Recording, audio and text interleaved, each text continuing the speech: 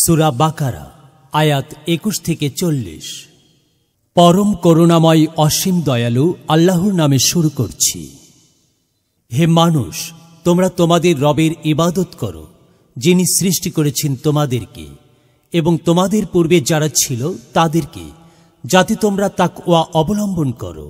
যিনি তোমাদের জন্য জমিনকে করেছেন বিছানা, আসমানকে ছাদ এবং আসমান থেকে নাজিল করেছেন বৃষ্টি, অতঃপর তার মাধ্যমে উৎপন্ন করেছেন ফল ফলাদি তোমাদের জন্য রিজিক স্বরূপ।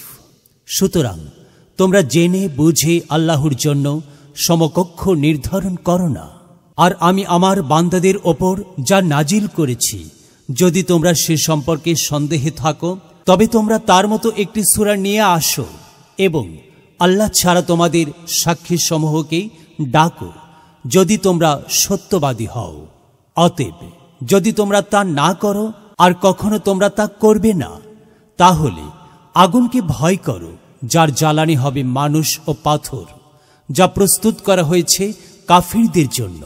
যারা ঈমান এনেছে এবং নেক কাজ করেছে, তুমি তাদেরকে সুসংবাদ দাও যে তাদের জন্য রয়েছে জান্নাত সমূহ, যার তলদেশ দিয়ে প্রবাহিত হবে নদী সমূহ।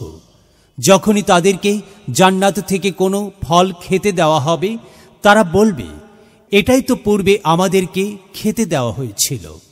আর তাদেরকে তা দেওয়া হবে সাদৃশ্যপূর্ণ করে, এবং তাদের জন্য তাতে থাকবে পবিত্র স্ত্রীগণ, এবং তারা সেখানে হবে স্থায়ী। নিশ্চয় আল্লাহ মাসি কিংবা তার চেয়েও ছোট কিছুর উপমা দিয়ে লজ্জা করেন না। সুতরাং যারা ঈমান এনেছে তারা জানে নিশ্চয় তা তাদের রবের পক্ষ থেকে সত্য। আর যারা কুফরি করেছে তারা বলে, আল্লাহ এর মাধ্যমে উপমা দিয়ে কি চেয়েছেন? তিনি এ দিয়ে অনেকে পথভ্রষ্ট করেন এবং এ দিয়ে তাদেরকে হিদায়াত দেন, আর এর মাধ্যমে কেবল ফ্যাসিকদেরকেই পথভ্রষ্ট করেন।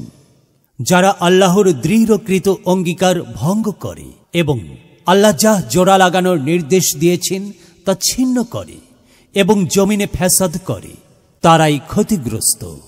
কিভাবে তোমরা আল্লাহর সাথে কুফরি করছো, অথচ তোমরা ছিলে মৃত?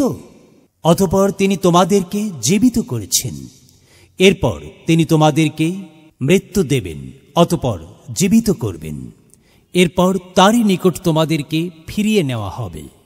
তিনি জমিনে যা আছে সব তোমাদের জন্য সৃষ্টি করেছেন, তারপর আসমানের প্রতি খেয়াল করলেন এবং তাকে 7 আসমানে সুবিন্যস্ত করলেন, আর সবকিছু সম্পর্কে তিনি সম্যক জ্ঞাত। আর স্মরণ করো যখন তোমার রব ফেরেশতাদেরকে বললেন, নিশ্চয় আমি জমিনে একজন খলিফা সৃষ্টি করছি।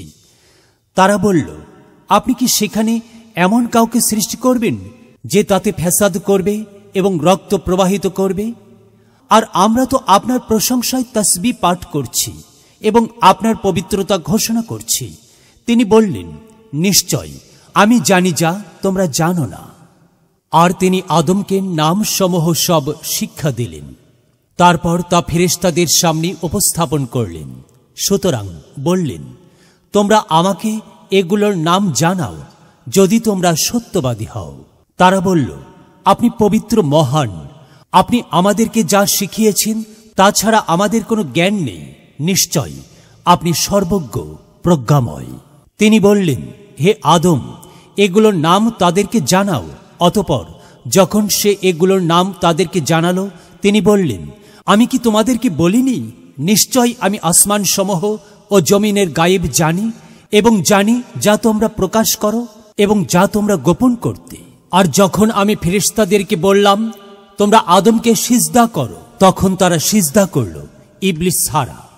সে অস্বীকার করল এবং অহংকার করল, আর সে হলো কাফিরদের অন্তর্ভুক্ত।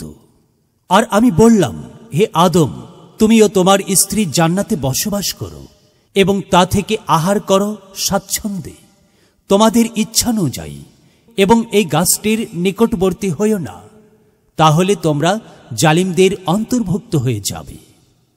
অনন্তর শয়তান তাদের উভয়কে সেখান হতে বিচ্যুত করল। অতঃপর তারা উভয়ে যেখানে ছিল সেখান হতে তাদেরকে বহির্গত করল, এবং আমি বললাম, তোমরা নিচে নেমে যাও।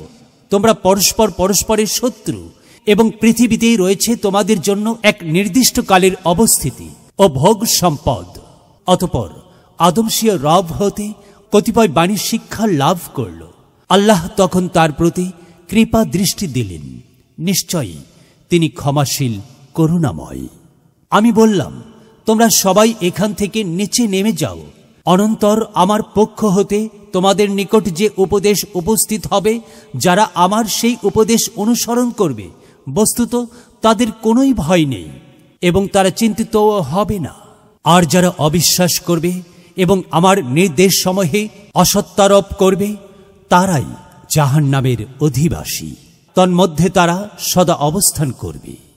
হে ইসরায়েলি বংশধর, আমি তোমাদেরকে যে সুখ সম্পদ দান করেছি তা স্মরণ করো এবং আমার অঙ্গীকার পূর্ণ করো। আমিও তোমাদের প্রতি কৃত অঙ্গীকার পূর্ণ করব এবং তোমরা শুধু আমাকেই ভয় করো।